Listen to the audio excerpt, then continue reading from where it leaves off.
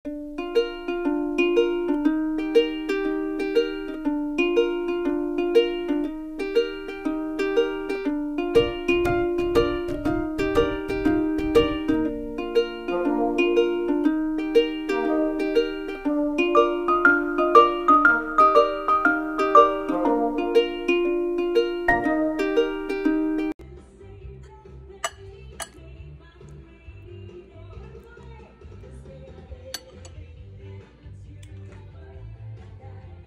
morning, good afternoon, good day world. Kumusta po kayong lahat dyan? Si Mami Bets ulit. Ayan, meron akong dito gagawa ko ng ito yung saging na plantain na masyado na siyang hinog na siya. Binigay ng kaibigan ko. Ang gagawin ko ay kasi naglaga. Maano na talaga. Kailangan siya pwede mo siyang ipirito. Ang akin, gagawin ko, ilalagay ko siya sa fryer. Ayan, air fryer. Mas mabilis to pag ganito. So, ayan guys. Sayang kanina hindi ko nakita yung nagbabalat pa lang ako. Ayan. So, ngayon ilalagay na natin siya sa fryer. Meron na akong isang set na ilagay sa fryer. Maganda pala ito siya. Ayan. Maganda siya. Ayan. Tapos nilalagyan ko sa ibabaw ng butter. Kaya samahan niyo ako sa remaining na siguro dalawang salang pa. Ito yung air fryer natin. Wala tayong paglalagyan na kinuha ko lang to dun sa main, hiniram. Tapos gaganyan mo siya, papasok mo siyang ganun. Oops. Tapos nandyan na siya. Ano mo lang siya? Yan, dati nakaano na kasi siya yan eh. Dagdagan na lang natin yung cooking time. Teka lang, yung minutes. Gawin natin 15 para mabilis lang. Ayan. So, antayin lang natin ulit. Ayan.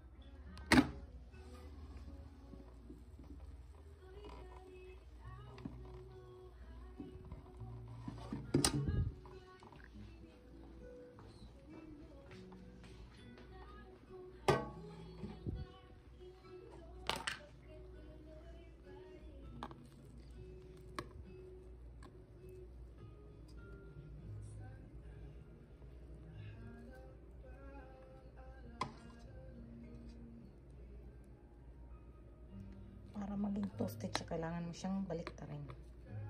Kasi pag hindi, yung ilalim, siya malambot. So,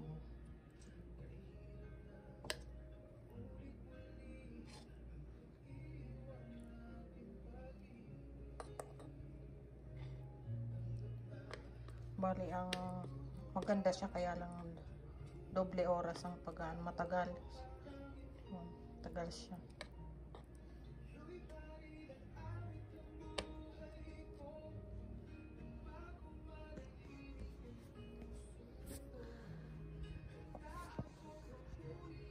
Tapos yan isusunod ko, tapos yan.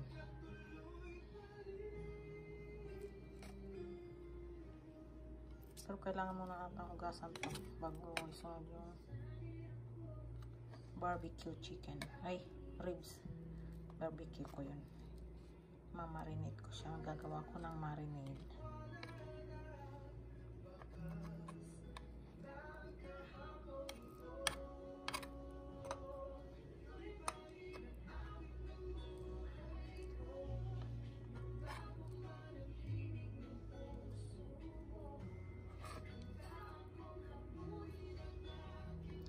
Baliktad na sila. Balik natin. Another mga 10 minutes na lang to.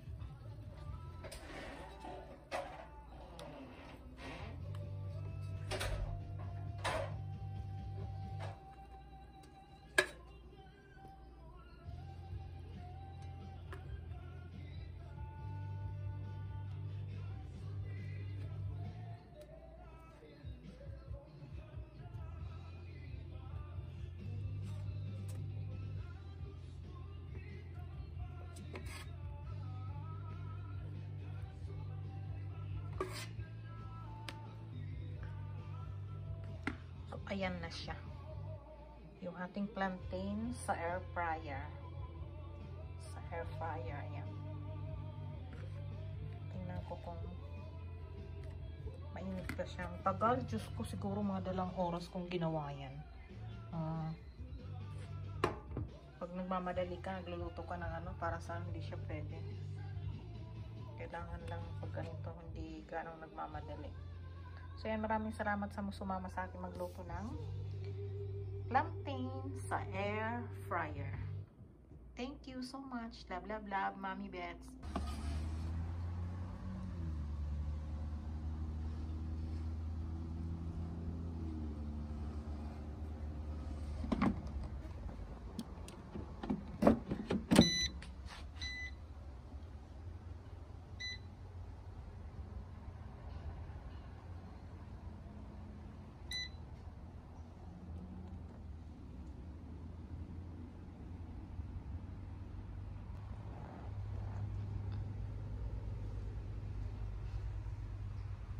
Ayan guys, dito ako nagluluto ng air fryer. Dinala ko sa labas dahil mangangamoy.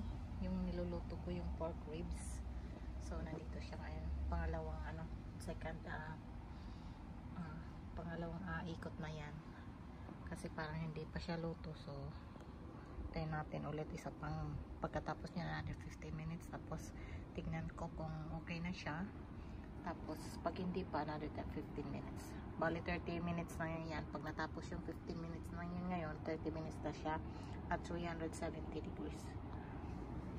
Ulit, tayo tumunog na yung 15 minutes. Tingnan natin kung ano na ang itsura nito. Uy, okay na to. Hindi na natin ibalik kasi para nang susunog na nga siya eh. Tama na yan. Tama na yan. Siguro luto na yan sa ilalim. Natin. Ito na siya. Kaya siya umitim ng ganyan kasi may ano yan. May ketchup. Tingnan nga natin kung luto na sa ilalim. Baka hindi pa luto. Para hindi siya mag-dry. Wala akong kutsilyo. Hiniwa ko. Luto na siya. So hindi na natin siya ipabalik kasi baka mag-dry. So hawin na natin siya. Kunin na natin siya dyan. Luto na yung pork ribs. Susunod ko naman, tingnan natin ngayon kung pwede rin yung first time ko kasi magluto sa air fryer. So tingnan natin din kung ano mangyayari dito sa isda. Lagyan ko lang siya ng oil, tapos ilalagay ko rin dyan kung anong labas niya. Ngayon i-try natin itong isda dito sa air fryer kung paano ba. So 3 siya. 3. Aanohan ko lang siya ng oil sa ibabaw na. Gaganyanan ko lang ng oil. Oil yan. Kung ano magiging itsura niya mamaya. So ilagay siya natin doon. Siguro mababang temperature lang kasi yung kanina ano yun eh. Kaya kano ba yung 3? Dapat 350 lang ako.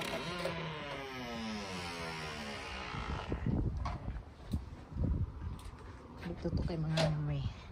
So ayan yung air fryer natin. Ilagay na natin ito dyan.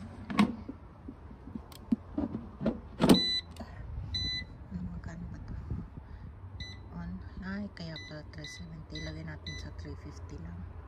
Tapos gawin natin 15 minutes din. Ayan. 10 minutes, 350. Tingnan natin. Tingnan natin siya. Wait. Uy! Wala. Kay luto na. Mga ano pa. Paano kaya 15? Ngayon, mga 5 minutes pa para medyo tostado. La. Ang galing naman. Ano siya talaga. Naluluto talaga siya. 10 minutes talaga. Ay, 15 kanina ngayon. Gawa na 10. Ulit. Wala, perito talaga siya. Nakaka-amaze. Perito na hindi sa kawali. Sabagay, tawag dito kasi air fryer, di ba? So, fry nga. Pero, hindi siya sa ano. Fry siya. Air fried. Galing.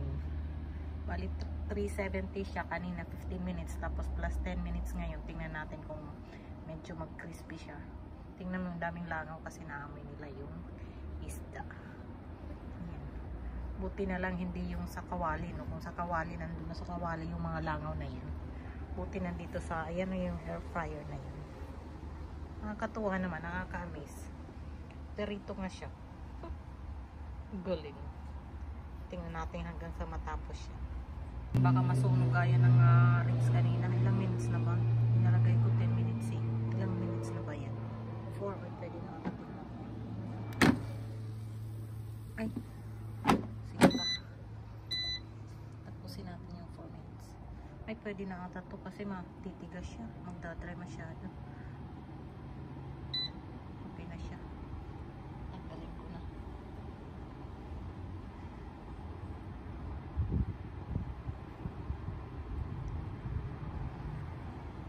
Ayan. Yung isda na pinirito ko dito sa air fryer. Okay naman pala eh. Okay naman pala siya, oh. Ano pa yung lasa nito? Tingnan natin. Tingnan natin kung anong lasa niya. So, i-rate ko kung gaano ba ka yung gamitin yung sa air fryer. Yung paano ba ang magprito sa air fryer, or kaya magprito, kaya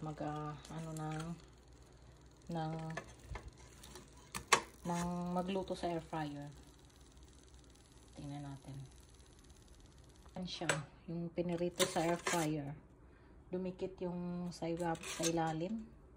Pero parang okay na siya. So, imagine na nagprito ka ng walang oil.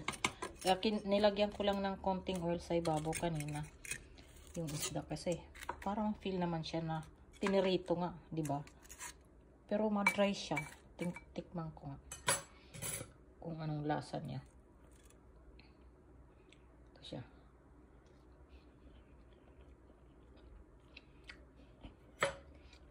Lasang prito naman. Prito na walang oil. Hindi ba nakababad sa oil? Okay naman siya. Healthy daw to eh. Yung air fryer, healthy daw yan. So, ayan. Salamat sa pagsama sa akin sa pagluto gamit ang air fryer. Na-amaze ako dun sa pinaka na-amaze ako sa yung isda. Kasi para talaga siyang prito. Prito na isda sa air fryer. Paanohan natin kasi babad natin. Yung pork ribs, ang hirap tanggalin ng pinagprituhan niya. Dumikit talaga siya. Maganda naman siya. Lalo na dun sa prito, na-amaze ako dun. Prito talaga siya na walang oil. Ayan, maraming salamat sa pagsama ulit sa akin. Mami Beth Salcaraz Official. Love, love, love!